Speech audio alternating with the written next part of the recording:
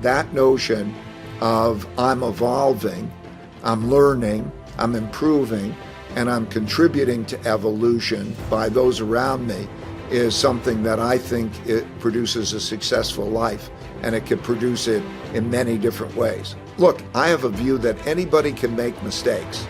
It's okay to make mistakes. You just can't not learn from them. Pain plus reflection equals progress.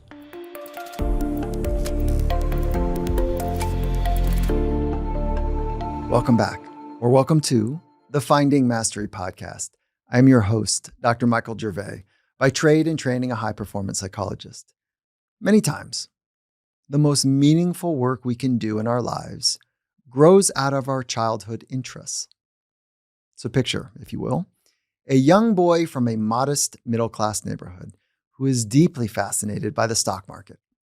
Already at age 12, he's developed a sophisticated understanding, viewing the market as an intricate and complex game. His intense interest is so much more than just a passing childhood phase. He starts to take action, consistently investing earnings from his part-time job and learning valuable lessons along the way. He's planting the seeds of a lifelong passion.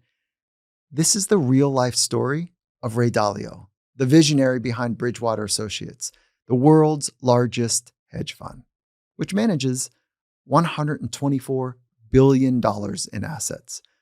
Ray's path from humble beginnings to financial legend and one of Time's 100 most influential people in the world is a case study in self-awareness, resilience, and the transformative power of foundational principles.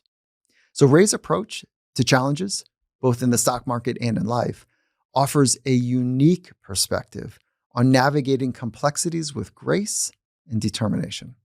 In our conversation, Ray opens up about the pillars of his success: radical transparency, idea meritocracy, and meditation. These aren't just corporate buzzwords for him.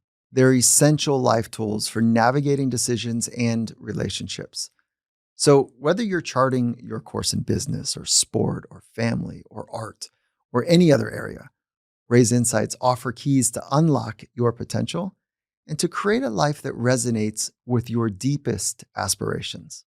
So with that, let's dive right into this incredible conversation with the legend, Ray Dalio. Ray, how are you? I'm great, thank you. How are you? I am fantastic as well. And I've been wanting to speak with you for a long time. And so just as we get going, thank you for spending the time to share your wisdom, to share best practices, and to share, your story and who you are. And so I'm really looking forward to this conversation. Well, thank you for letting me do it. I'm at a phase in my life which I'm trying to pass along the things that have been most valuable. So this is a great symbiotic relationship. That is great. Okay, good. And you've got a lot to say.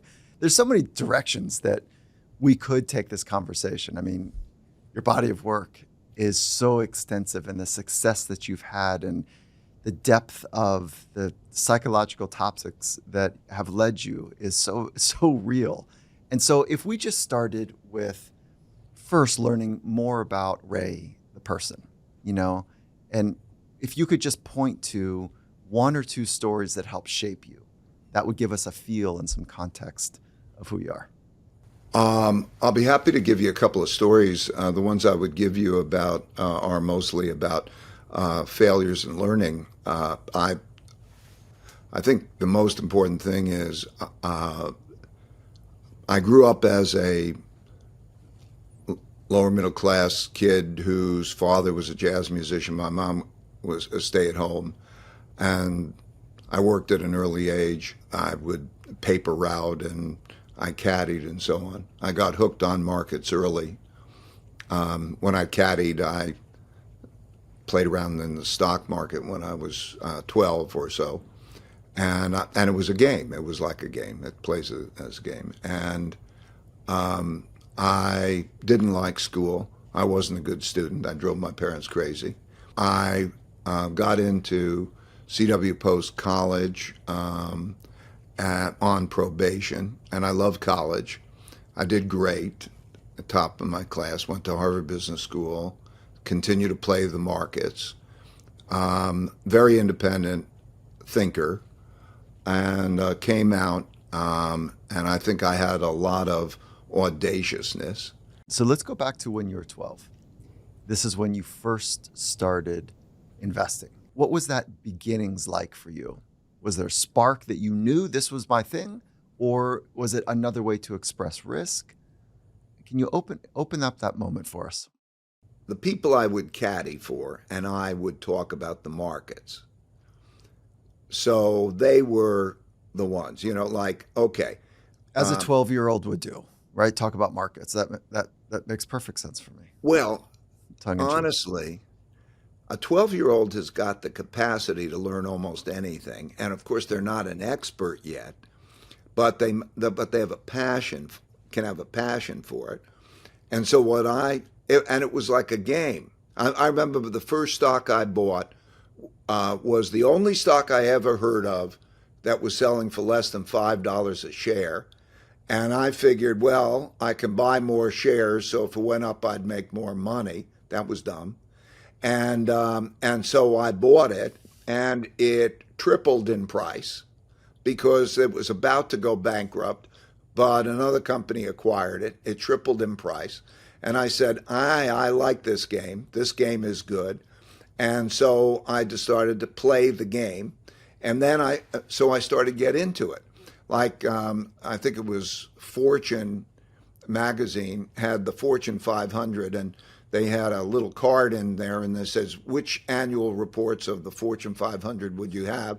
I checked them all off, and then, mailmen would lug these reports in, and I'd get into it, and then I'd start talking, particularly with the people I was caddying for, about this market, that market, or, that stock, and that's how I got into it. Yeah. So what is it about that if we're to use that as the first story, what is it about that you point to now to say, you know what it is about trading, or you know what it is about leading, or it's this? This is all about life. It doesn't have anything to do with the particular of trading or whatever. I've come to know the most successful people in the world. And I think in life is your game. What game are you into? What's your, and so if you get hooked on the game, Bill Gates was, computers at the time. He played around with computers and he got into that. If you get into something, it's great to get into something. And if it's great, if that thing happens to be something that'll carry you through your life. So I was lucky that happened to me. And I watched other people in their own domains have the same thing happen. This is really good. And so what are some of the first principles that have been most important to you? I've loved your book, Principles. It's so good. I would imagine just about everybody in our community has read your book. So congratulations on that. And if they haven't, please, I would support you to go check it. But can you think about what are some of your first principles? And because you've outlined many of them, but I want to drill down to the first principles that you live by. Life is a journey. It's an adventure, an adventurous journey in which you come into it with having a certain nature. And that nature, you're in a journey to find the path to match up with that nature. And so then you go on that journey, and it's like a video game in that you go for your goals. You have your setbacks. The fighting to succeed creates your learning. Your learning builds your skills. You become stronger. You go on to higher levels. So it's that kind of a journey. And for me, the most important thing was meaningful work and meaningful relationships. Like, am I into my game, my work? Do I really love it? And do I have meaningful relationships with people that I do it with? I mean, deep, meaningful relationships, giving me meaningful work and meaningful relationships. And then, in order to be successful, radical truthfulness and radical transparency, so we can exchange idea. And then in 1982, I crashed. I had a big mistake. That was one of the best things in terms of giving me the epiphany. I could tell you that story. And then that gave me the humility I needed to balance with my audacity, because what it did is it helped me understand that people can see things differently and I can do a better job of, also worry about how I'm going to be wrong as well as being right, control risks better, and then and be open-minded. And then because of that, that is the basis of my success. Before we get into the first, or this big failure, meaningful work is something that so many of us are yearning for, or craving for, or want in our lives. How would you help the people that you're directing, that you're leading? How would you help them be more connected to meaningful work? Are you really into it? Can you work with other people, like on the team, and then you have a mission in which you get excited about it, and you're building something, and you're striving for something, a vision, and whatever, and you do that with a team, being on a sports team or something where you have that element. And I don't really almost care what it is, but being into it and experiencing trying to be successful at it, and then struggling, and then with determination continuing on and learning, and then rising to the new level, and all of that together with others. Would you do something to help them connect to the meaning of their work? Or would you just say, listen, if you're going to work here, your work has to be meaningful? Would you give more? No, of a you can't dictum? tell people that. You can't. Yeah. It's like, hey, we have this community, and we've got, and we're doing this thing. Can you get into this thing? Are you excited about this thing? And then, you make it exciting. And I also describe it as tough love. And an idea of meritocracy. This is what worked for me after I had my crash and learned to operate this way. Can we be tough with each other? Okay, you're failing here, and how do you do, and what do you do, and how do you get to that higher level? And then with the love part, which is, we really care about each other, meaning, we do things together, and through good times and bad, you're doing that combination of things. So it's got to be something that the person is into. Okay, but during the work hours, during the 8 to 8 or 9 to 5, whatever it was in your organization, or earlier, I think you guys would work. But would you help them identify their vision, their principles, their how meaningful work showed up for them? Or was it just they needed to do that work on their own? Yes. Very important, like I say, to know your nature. I found that personality tests were very helpful. I started with Myers-Briggs and Team Dimensions and a number, and then I created my own with 3 great psychometricians, Adam Grant and 2 others, to create that. And by the way, I put it on, it's free. It's called Principles U. Anybody can take it. It will describe you to the T. And so just take it. It's free, and you can't lose by taking it. And have others take it around so that you can know your nature and the nature of other people. So that is very important to know really what excites people and what their roles are. Because then the key is to put together the team well so that they have different skills that are put together, and they appreciate the differences in other people rather than get annoyed by them. Yes, discover where you are. You have to have, like I wrote in the book, the most important thing is values. What values do you have? What are you going after? Then your abilities. Different people have different abilities. Do you remember everything quickly, or are you creative and all that? And number 3 is skills. What skills do you have? Skills you can learn along the way. And so to put together people that way and appreciate each other, like a jazz band, different great musicians who can go back and forth and play well together. Yes, so it's very important to help them do that. And then it's just like playing jazz or playing a sport. Okay, do you love doing it, and do you want to be excellent at it? Mm-hmm. Okay. It's true for everyone, the meaningful work and meaningful relationships. Maybe the genetics, the environment helped to make me what I am, and therefore it's reflected in my personality profile that you would see it.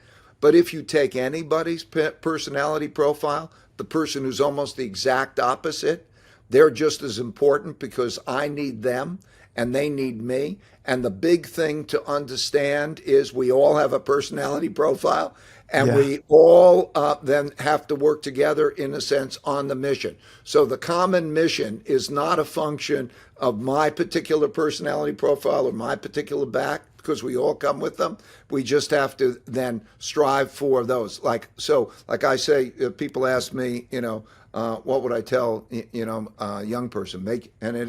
Make your work and your passion the same thing, and don't forget about the money part. You get those three things together with a good team, and I'm telling you that's critical to success. Whatever kind of father they had, whatever. So just for fun, are you a ESTJ or an ENTJ? ENTJ. ENTJ. No, ENTP. You're a TP. Yeah. I would not have thought. I would have thought that you were decisive, that you're quick with decisions. Oh, no. What happens is the difference for those who don't know Myers-Briggs, there's the J and the P. A J is a person who likes a plan, it's all planned out, and wants to stick to the plan. And a P is a person who's constantly perceiving and adapting and can get way away from the plan.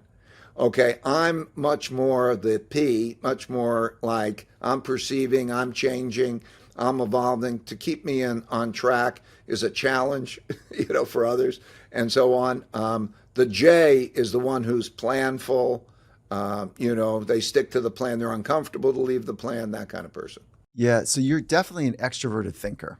You share your ideas, you gather energy, yeah.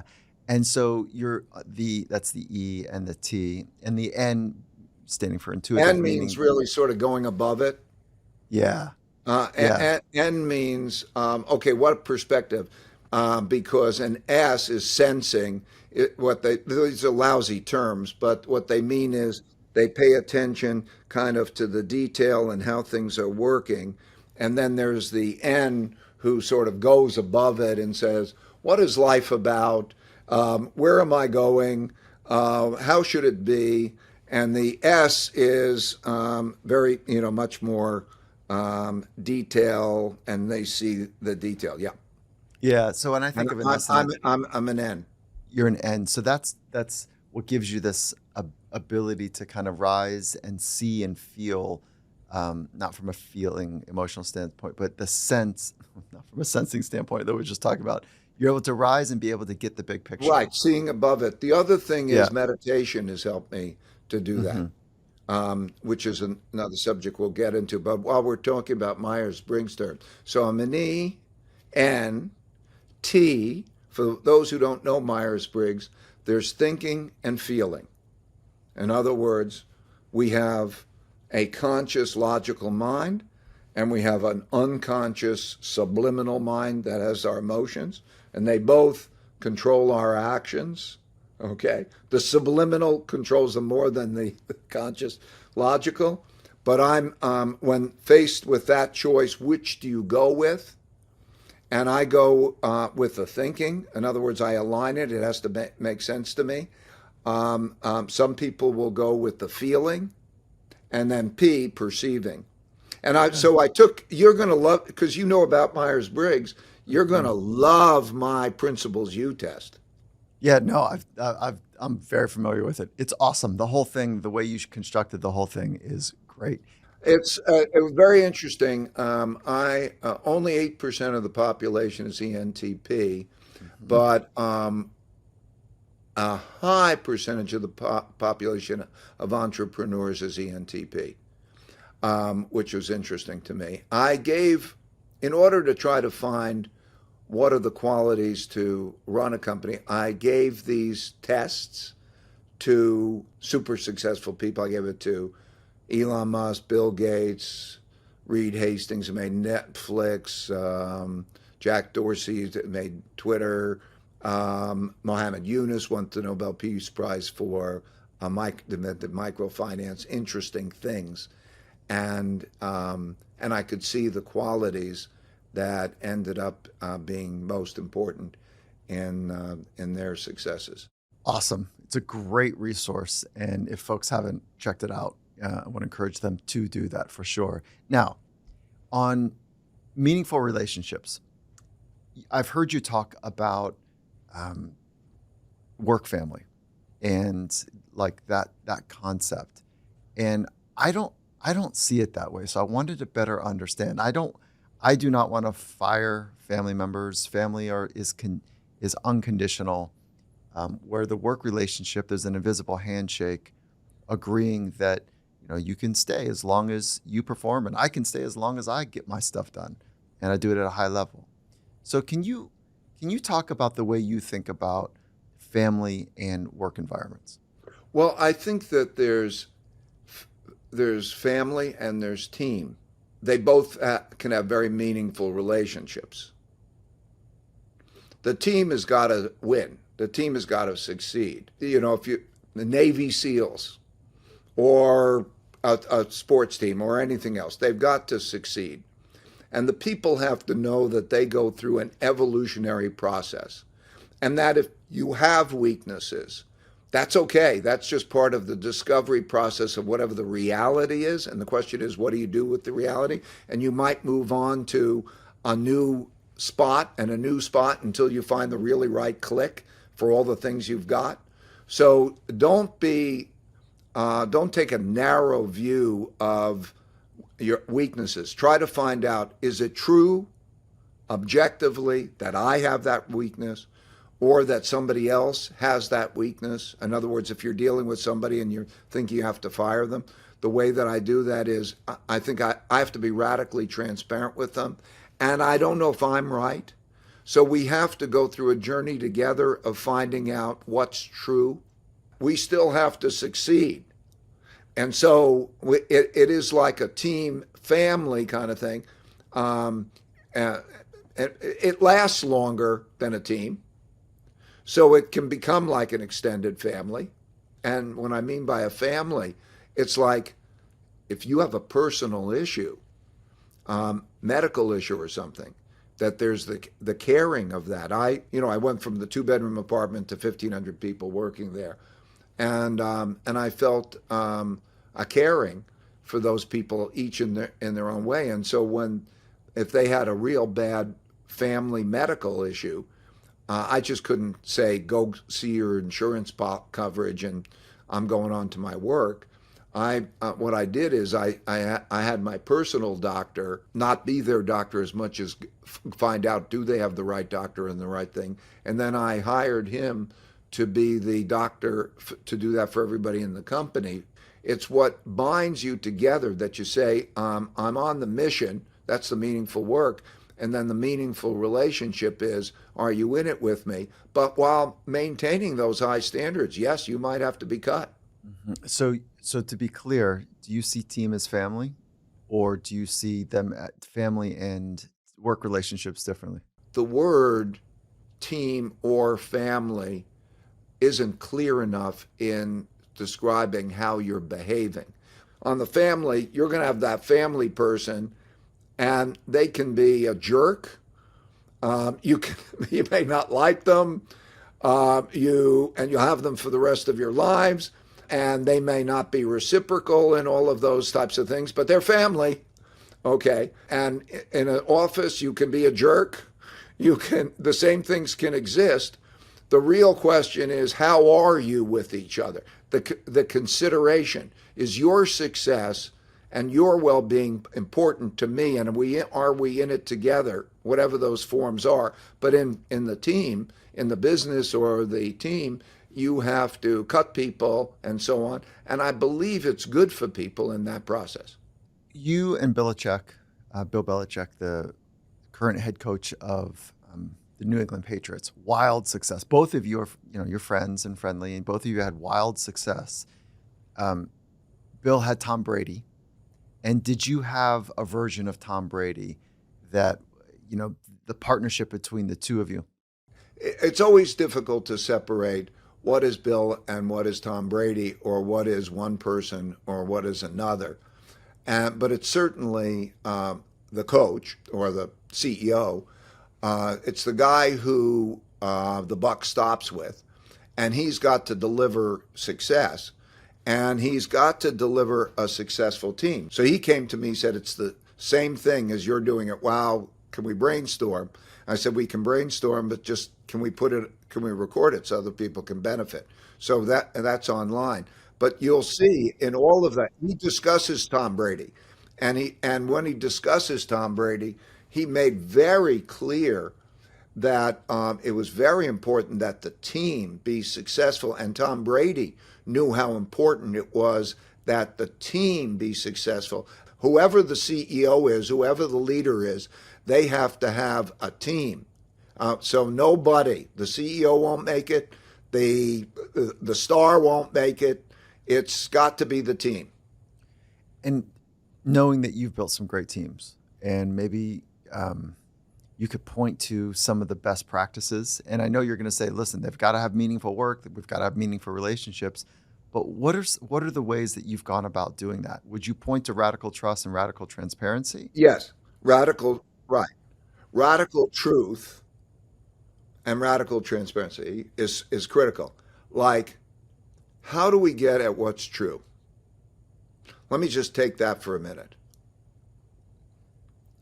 Not only your skills, my skills, but there's so much scenarios that go on behind the scenes, like they talk to each other at the water cooler, that the CEO should have done this, or the CEOs or high-ranking people talk about the other guy behind his back, and they think they're right, and so on. How do they get at radical truth? Okay, put what you think on the table, knowing you may or may not be right about it. Both sides. You put it on the table, and then you find a way to try to find out what's true. What are your capabilities? What are the other people's capabilities? So that there's plenty of evidence along those lines in pursuit of that mission. These organizations where they have politics and people are behind the scenes saying one thing and doing another thing, or not even talking about what's not good in their organization because they don't like to talk about what's good or who's responsible for what's not good in the organization. Look, I have a view that anybody can make mistakes. It's okay to make mistakes. You just can't not learn from them. You have to move forward. And so I think that is really important. And when you do that with this meaningful work and meaningful relationships, or this kind of tough love, and you've got that balance, you can make a great team. How would you point to, in a word or two, the culture that you are trying to build? Well, an idea meritocracy, in which the best ideas win out, in which there's meaningful work and meaningful relationships pursued through radical truthfulness and radical transparency. Got it. Okay. And by the way, you can see this if these people are interested. There's an app that I put out called Principles in Action, and it'll show you videos of actually being real world videos going on in the company that you can see it in action. And it's very interesting because as it takes you through that, as you go through the video, it'll ask you questions like, how would you feel at that moment? Can you be straightforward at that moment? What do you think's going on? And it's a real good experience in trying to convey experiencing what this is like.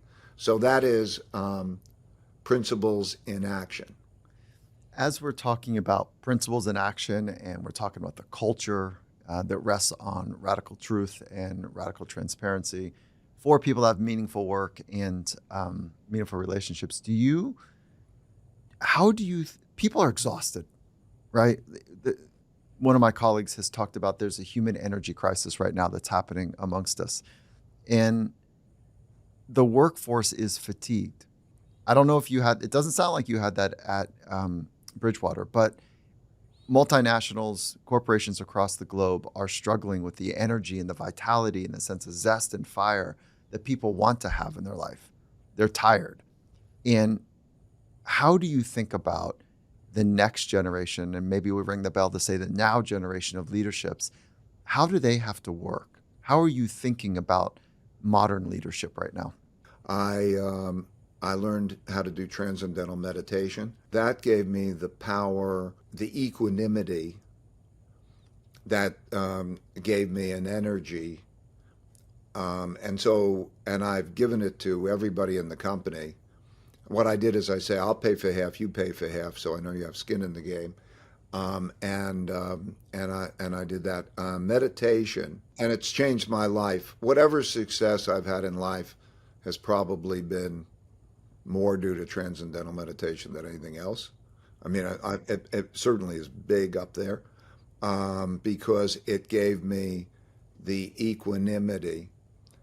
Equanimity, in other words, this kind of centeredness.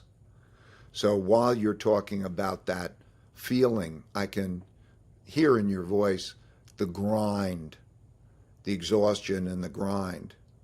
And I'm saying what comes to my mind is meditation. Transcendental meditation helps enormously on that. Sometimes it's just a matter that, yeah, you need to get the sleep and the rest. Sometimes it's the circumstances that grind on people, and it's not the sleep. And then you have to deal with what are your choices? Do you have a joyful life? Are you working with people and it's joyful? It's if you're excited about your work and the people you're working with, then the circumstances part of that grind shouldn't be too much of a problem. Then it would just be a matter of are you running short on sleep and you need to sleep or you need to take a break. So by all counts, you are incredibly successful. And how do you think about success and failure? How do you shape the contour of those two ideas? To me, success is having the life that you want to have. It's not the conventional notions of, I made a lot of money. I did make a lot of money, but I made a lot of money because I had a game that I played and that I loved and I was good at. If somebody wants to be a surf instructor, whatever it is that makes them have a happy life, they have to decide what is success for them. I think it's a terrible thing when they use status. I mean, that's a problem that'll get you into an addiction. I think in most elements of life, what you really need isn't much. And then you might say, I need more time. And I want less work. Like in the middle part of life, there's a work-life balance. Different people can make that choice, have to make the choice for themselves. And in terms of what success is, as I say, I think it's knowing your nature and finding the right path for it, and pursuing it. But life is more like making choices that have consequences. So know what you want, or figure out what you want, which evolves over time, but just be in touch. What do you want? What makes you happy? And then you make choices that have consequences. Don't blame others. You own your life. And the life will be largely a function of the choices you make, and know how to make those choices well that have good consequences. I would emphasize triangulating well with others, with smart others. Triangulating well means don't be so attached to you thinking that because you think something, you have an opinion, that opinion may be right. That was that story that maybe I'll tell you about the crash of really me learning that. But anyway, don't be so attached. You may be wrong, you may be right. Triangulate among people who are believable. I'll call them believable. In other words, reasons to believe that they would have good input, who care about you, ideally. And if you can sort of knock it around and get different perspectives, that'll help you. And so pursue that which gives you the life that you want to have, and that's a successful life. When it comes down to it, for me personally, I believe evolution, personal evolution, and contributing to evolution is the most powerful force in the universe, and it's the only force that lasts. Everything disappears. But that notion of I'm evolving, I'm learning, I'm improving, and I'm contributing to evolution by those around me is something that I think it produces a successful life, and it could produce it in many different ways. When we think about the next evolution, we're going to need to have relationships with machines, with AI in general. How do you think about that evolution for us, or the grand us, or for individuals to be successful with this new technology it's a one-way train, it's happening, it's incredibly disruptive to how we're going to work? Do you have thoughts on how to be successful navigating artificial intelligence? Yeah, man is blessed with different types of intelligences, and this artificial intelligence will be more robotic, less loving, more like a tool. Let's say it's an advanced version of the combination of a computer and Google, in that you can look up whatever facts you want, it can give you coaching and so on, but it's not going to give you love. It's going to be short of inspiration, and so on. So it's something in your life as a valuable tool next to you, and then you'll have your love, the things you love and the people you love, and you'll pursue those things. It's not going to replace it. It'll be there, next to it. And I think that's that. And go with your nature. What feels good? Does it feel good? And not just feel good. You have to align the two parts of your brain. There's the conscious, logical part of your brain, and then there's the subliminal, emotional part of your brain. If you align those two, so it makes sense intellectually and it makes sense emotionally, and so when you align those two and you go with it, then everything's going to be fine. Don't overlook the power of nature. Okay, so you're going to look at the technology. Go out in nature. You want to see power, you want to be inspired, spend some time in nature. Yeah. I can hear your appreciation for meditation and the practice of meditation and the way that you choose your words. Not only the fact that you're saying go out to nature, to be present in a different type of way, but just the way that you're talking about lining up, you haven't used this, but lining up your thoughts with your words and with your actions. Yeah, your feelings with your thoughts. I wonder if you have clarity on a framework or decision tree maybe for making hard decisions. When you're faced with something that's difficult, it sounds like the process is that you bang it around with three people, as an extroverted thinker would do, and you're working to discern to get to something that feels right for you. But beyond that, do you have a framework for making hard decisions? Well, when I think of hard decisions, I ask myself, which type of hard? There are hard decisions that, you have to give up one thing to get another and so on. And you'd have to do the calculations, and they're hard that way. And then there's another one which is emotionally hard decisions. So I think of them, they're both types. The first type, like work-life balance, things where you have to have trade-offs, is what I've found is that when they come at odds, if I'm calm, thoughtful, and so on, while I can't have 100% of both of them, I can have 75% of both of them. It's a test of my cleverness to approach these types of things. So what do I do to deal with that difficult trade-off?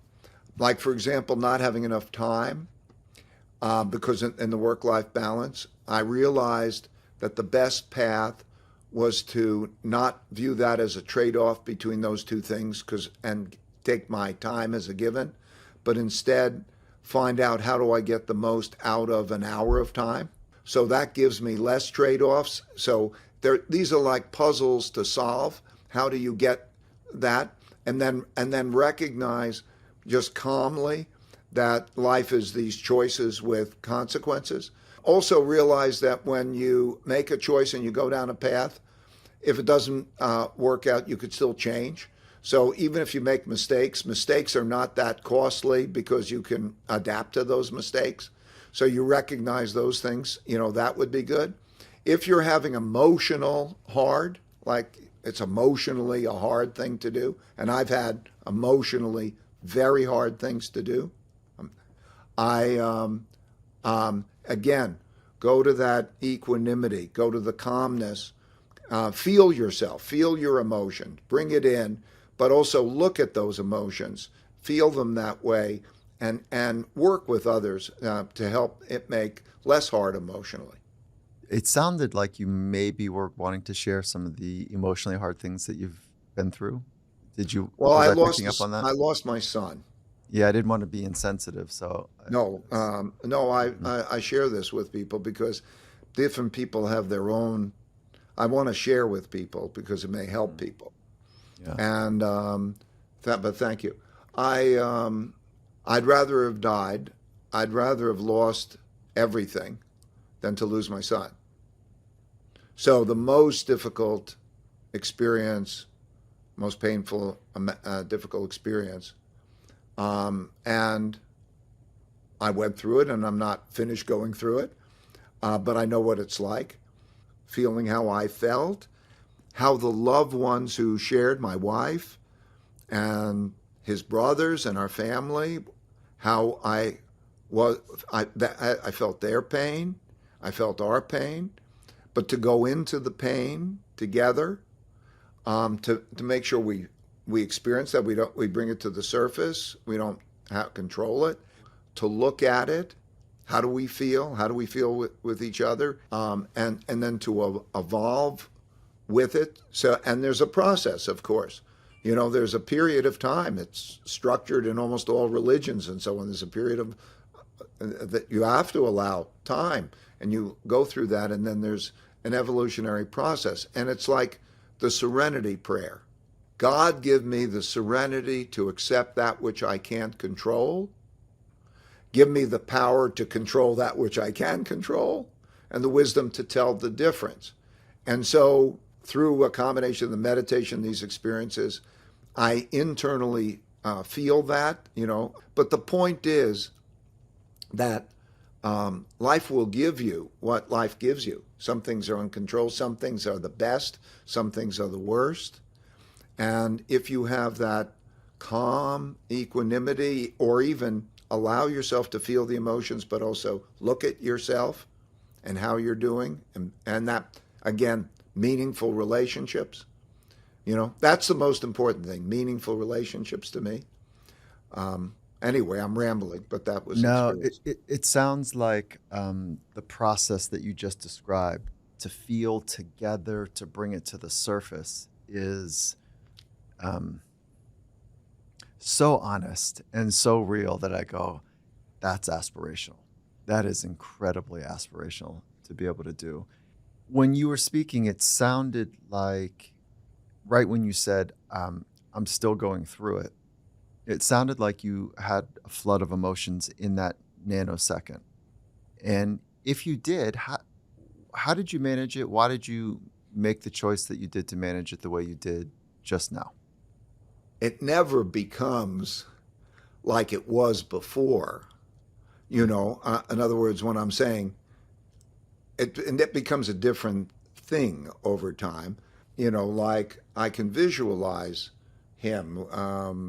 For me, there's an acceptance, and the way I chose to do it was I want to continue the relationship in a certain different way. I know there's no actual relationship in this sense, but I can visualize him being there and so on, and it's bittersweet. Yeah. Oof. I don't know if there's, I'm a parent, and it's something I think that all parents fear or think is the worst case scenario in life. And so thank you for sharing something that I know is still raw, different than when it first happened, but still raw. So I Again, I recognize, think yeah. to be natural, to be oneself, what I'm doing is something I'm recommending to others. Because again, I told you, like at the beginning of this, I don't want to make this thing about me.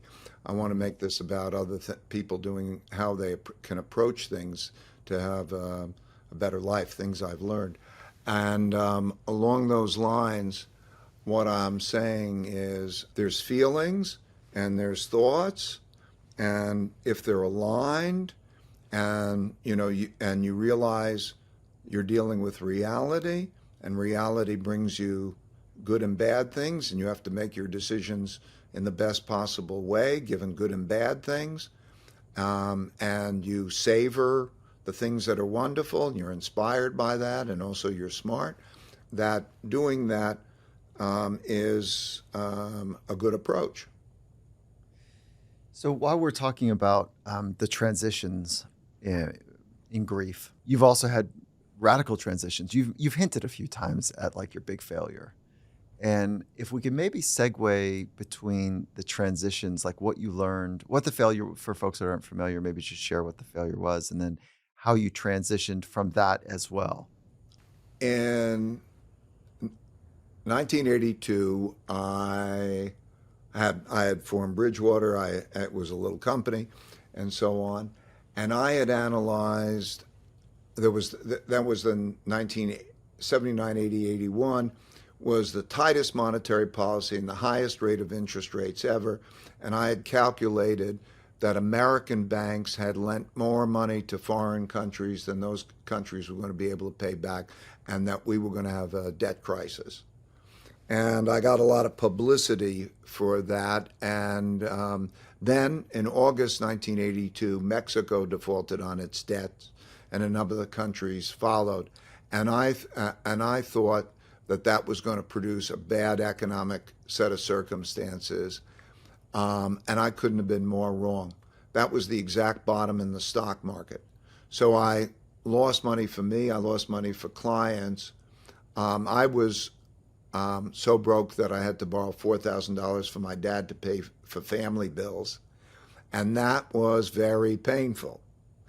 And I have a principle I learned. Pain plus reflection equals progress. And so what that pain told me is it gave me a humility, a fear of being wrong without taking away my audacity. In other words, I still wanted the greatest life I can. I still wanted all the upside. From that point on, till I handed over Bridgewater, I learned how I could diversify my portfolio to reduce risk without reducing returns, so I could get as much upside from that. And I learned how to have this idea meritocracy where everybody's stress testing each other to find out what's true and worked. I wouldn't have gotten that if I didn't have that experience. Love it. I love it. And I love your formula. It's really practical, and it's built on my insights that come from meditation as well. A bit about pain and reflection. And so thank you for sharing that.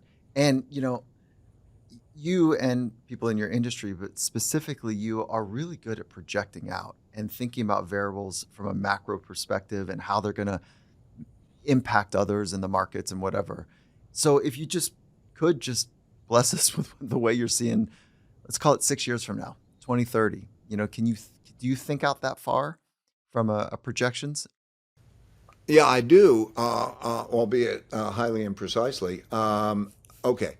One of the things I learned in my over 50 years of investing was that things that surprised me often surprised me because they never happened in my lifetime, but they happened many times before. I always look to history. For example, the reason I and my company Bridgewater anticipated the 2008 financial crisis and did very well in it was because of studying the Great Depression in the 1920 from the 1920 to 30 45 period, which, by the way, this period is very similar to. So there were three things that are happening in our lifetimes that didn't happen before in our lifetimes, that happened in history, that made me study history. The three big things were the amount of debt creation and the money printing that went on. The amount of that debt creation is an extraordinary amount. You have to go back in history. So what's happening with the debt, the money, the interest rates, all of that in the economy. The second is internal conflict, the fighting that we're seeing over wealth and values that has become populism, political populism. A populist is a person who will fight and win at all cost. They won't. There's no compromising. There's no rules. I mean, the most important thing is winning. And so what we see is the country is at war with itself, with different people, and you see it particularly in political, and you'll see it in the 2024 elections, how that works. That never happened in my lifetime before, but it happened many times in history.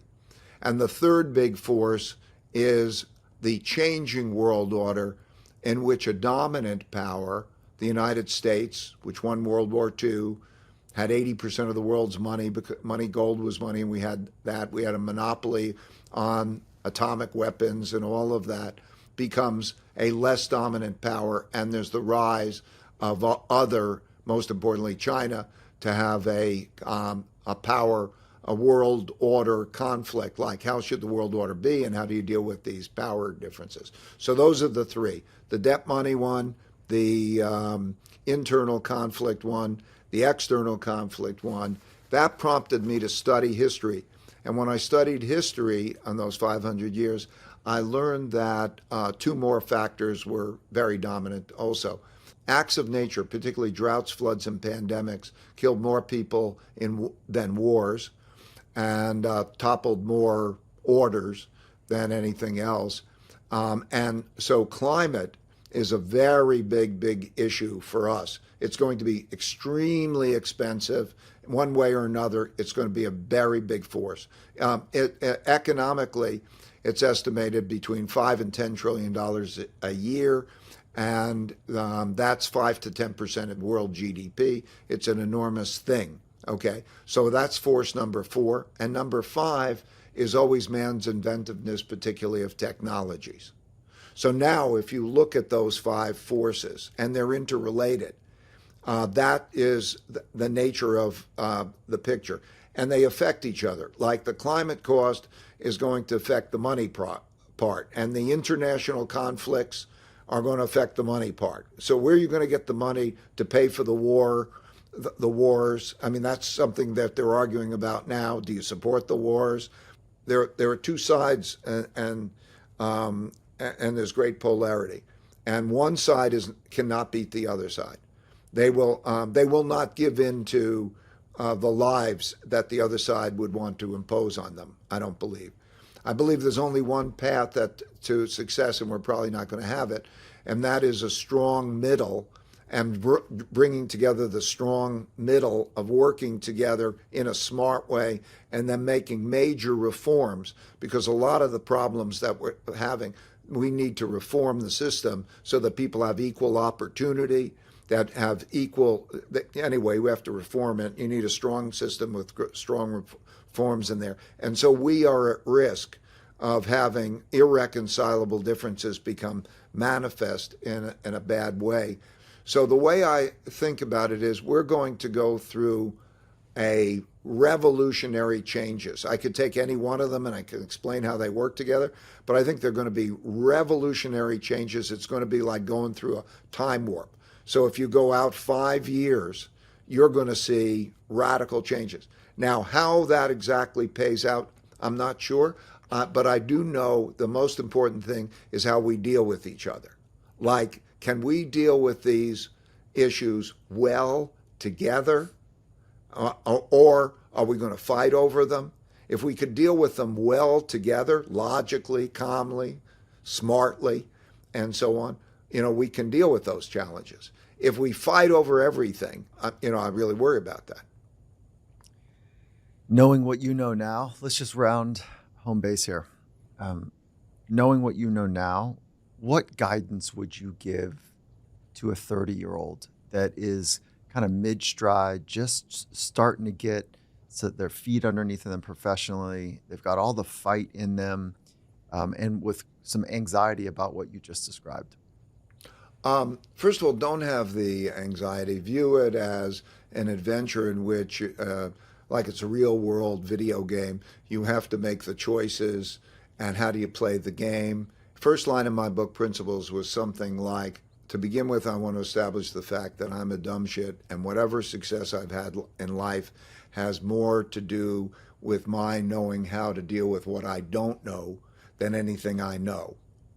And so if you really don't take a pride in knowing, take it in and learn and do that triangulation and so on, in terms of figuring your path through your adventure, right? It's an adventure. It has ups and downs. You're dealing with reality. Understand and learn, how does reality work? How do you make your choices in your best possible way? And don't lose sight of what you feel and love to give you the life you want. Ray, you're a legend for this. Is like the insights per minute in this conversation are unreal. Ray, thank you for sharing your wisdom, for sharing your path, your scar tissues, your insights, and the practices that you've invested in to help not only yourself but your loved ones and your teammates be better. And so thank you. It is noted. Thank you for letting me do that, because, as I say, I'm 74 years old, and at this stage in my life, my hope is that I can pass along some of the things that might be helpful to others, and you're doing that. So I appreciate you letting me do it with you. Thank you. I feel your gratitude. I feel your humility, and I feel all of the fire you have to live the adventure well. And so, again, Ray, appreciate you.